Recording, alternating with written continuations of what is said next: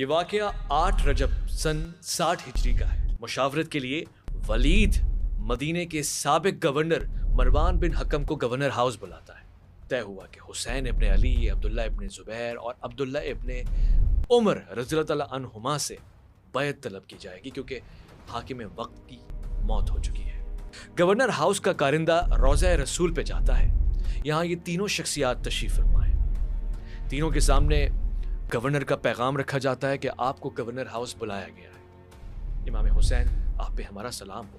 عبداللہ ابن زبیر رضی اللہ تعالیٰ عنہ سے فرماتے ہیں مجھے لگتا ہے کہ حاکم وقت کا انتقال ہو گیا ہے اور مجھے لگتا ہے کہ نئے حاکم یعنی یزید کی بیعت کے لیے ہمیں وہاں بلایا جا رہا ہے۔ حضرت امام حسین گورنر ہاؤس تشریف لے جاتے ہیں اور آپ کے ساتھ چند احباب ہوتے ہیں۔ گورنر ہاؤس میں حسب توقع وہی معاملہ ہوتا ہے یعنی بیعت کا تقاضا۔ یزید ابن معاویہ کا خط پڑھ کے سنایا جاتا ہے۔ خط کے جملے یہ ہوتے ہیں: اے ولید، میرا باپ اللہ کے بندوں میں سے ایک بندہ تھا جسے اللہ نے اپنی حکومت اور خلافت عطا کی تھی۔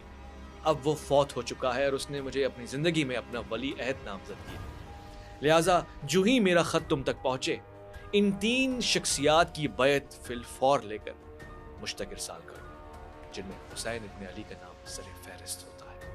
یہ خط سنانے کے بعد ولید اور مروان امام حسین سے بیعت کا مطالبہ کرتے ہیں۔ حسین فرماتے ہیں ہم جیسے لوگوں سے رات کی تاریکی میں بیعت نہیں مانگی جاتی، لہٰذا دن کی روشنی میں اس کا مطالبہ کرو تو جواب دوں گا۔ مروان کہتا ہے ولید، انہیں جانے مت دینا، اگر یہ اس وقت گورنر ہاؤس کی دہلیز سے باہر چلے گئے تو بیعت حاصل کرنا انتہائی ناگوار اور خون ریزی پہ مشتمل ہوگا۔ یہ جملہ سن کر امام حسین غیظ و غضب کا اظہار کرتے ہیں۔ آپ جاہو جلال کی کیفیت میں فرماتے ہیں کون میرا قتل کرے گا، تو یا مروان تو؟ اور پھر سیدنا امام حسین نے رہتی دنیا تک گونجنے والے وہ تاریخی جملے ارشاد فرمائے کہ جو ہر ایوان میں سلاطین کو ہلانے کی طاقت رکھتے ہیں۔ آپ نے فرمایا مثلی لا یباع مثلہ، مجھ جیسا اس جیسے کی بیعت کبھی نہ کر سکے گا۔ حجت تمام کرنے کے لیے حضرت سیدنا امام حسین نے فرمایا اے امیر، ہم خاندان نبوت اور معدن رسالت ہیں، ہمارے گھروں پر فرشتوں کی آمد مسلسل رہتی ہے، ہمارے خانوادے پر الہی رحمتوں کا نزول ہوتا ہے۔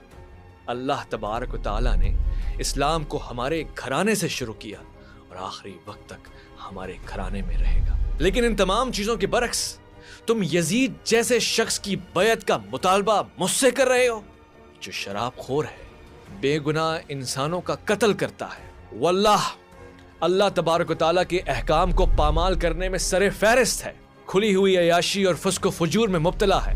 میں ایسے شخص کی بیعت نہیں کر سکتا۔ اب ہم آنے والے وقت کا انتظار کرتے ہیں اور دیکھتے ہیں کہ خلافت کا مستحق کون ہے۔ کتابوں میں ہے کہ اگلے دن سیدنا امام حسین کو کئی لوگوں نے بیعت کا مشورہ دیا۔ آپ کا جواب اٹل تھا، اگر امت کی رہبری یزید جیسے شخص کی بیعت کر لینے میں ہے تو پھر ایسے اسلام پر فاتحہ پڑھ لینی چاہیے۔ اب حسین پریشان ہیں۔ حسین کی آنکھوں میں فکر کے اثرات نمایاں ہیں۔ امام حسین اپنے جد امجد کے روضے پہ تشریف لے جاتے ہیں اور فرماتے ہیں السلام علیکم یا رسول اللہ، میں حسین ابن علی، آپ کا فرزند، آپ کا نواسہ حاضر ہوں۔ میں آپ کا وہ فرزند ہوں جسے آپ نے امت کی رہنمائی کے لیے اور ہدایت کے لیے اپنا جانشین بنایا۔ اے رسول اللہ، آپ گواہ رہیے کہ انہوں نے مجھے بے یار و مددگار چھوڑ دیا ہے، میری حفاظت بالکل نہیں کی۔ آپ کی بارگاہ میں یہ میری شکایت ہے، یہاں تک کہ میں آپ سے آ کر ملوں۔ خدایا، یہ تیرے پیغمبر محمد بن عبداللہ کی تربت ہے، میں ان کی بیٹی کا بیٹا ہوں۔ جو واقعہ پیش آیا ہے تو جانتا ہے اور تو میرے حال سے آگاہ ہے، تو میرے اندر کی زمین سے بھی آگاہ ہے۔ میں نیکی کو اچھا سمجھتا ہوں اور منکر سے نفرت کرتا ہوں۔ اے خدایا، اس تربت پاک کی قسم، میں حق کے ساتھ ہوں اور اس تربت میں سونے والے کی جو رضا ہے وہی میری رضا ہے، اور میرے لیے حق کی قسم اگر کوئی چیز جو تیری اور تیرے پیغمبر کی پسندیدہ ہے تو وہ میری پسندیدہ ہے۔ پھر امام آنکھیں نم کر کے رونے لگے اور سر پاک پیغمبر کریم صلی اللہ علیہ وآلہ وسلم کی قبر پر رکھ دیا۔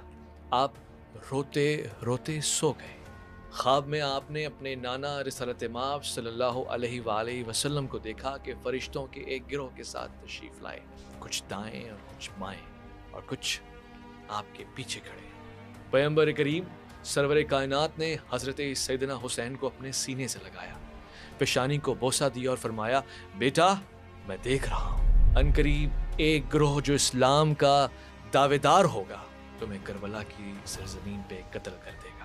تم پیاس سے نڈھال ہوگے لیکن وہ تمہیں پانی نہ دے گا، اور باوجود اس کے کہ وہ میری شفاعت کے امیدوار بھی ہوں گے، خدا میری شفاعت ان لوگوں کے نصیب نہ فرمائے گا، اور اس دن ان کو ذرا برابر بھی فائدہ نہ ہوگا۔ اے میرے فرزند، تمہارے والدین میرے پاس ہیں اور تمہاری ملاقات کی آرزو میں ہیں، اور آپ کے لیے بہشت میں ایسے درجات ہیں کہ جو کہ شہادت کے بغیر ممکن نہیں ہے۔ سیدنا حسین نے فرمایا، اے نانا، مجھے قبر میں اپنے پاس بلا لے، مجھے دنیا میں پلٹنے کی کوئی آرزو نہیں ہے۔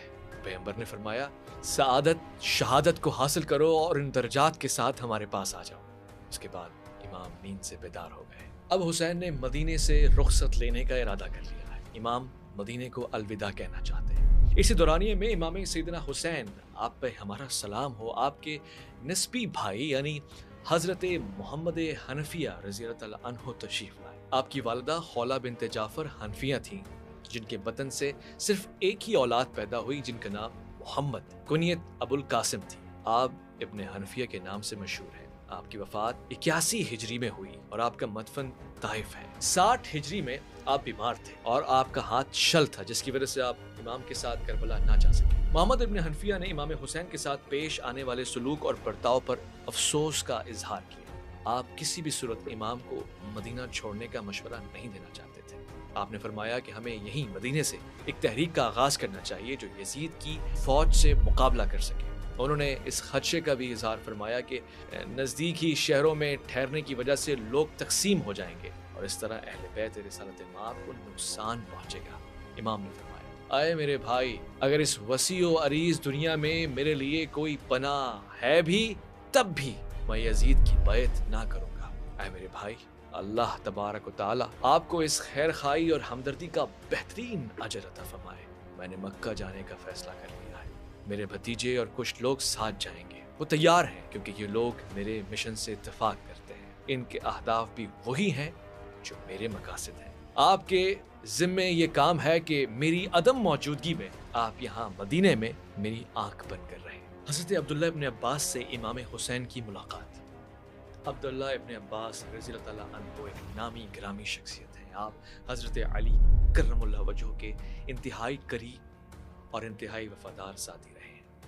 آپ کو جو ہی علم ہوا کہ امام حسین مدینے کو رخصت کہنا چاہتے ہیں، الوداع کہنا چاہتے ہیں، آپ حاضر ہوئے، نے عرض کیا کہ اے حسین، میں یہ دیکھ رہا ہوں کہ جیسے آپ نے پچھلی حکومت کے دور میں صبر فرمایا، یزید کے دور میں بھی ویسے ہی صبر فرما لیجئے تاکہ حکم الہی سے کوئی حل نکل آئے اور آپ کے اہداف بھی پورے ہو جائیں۔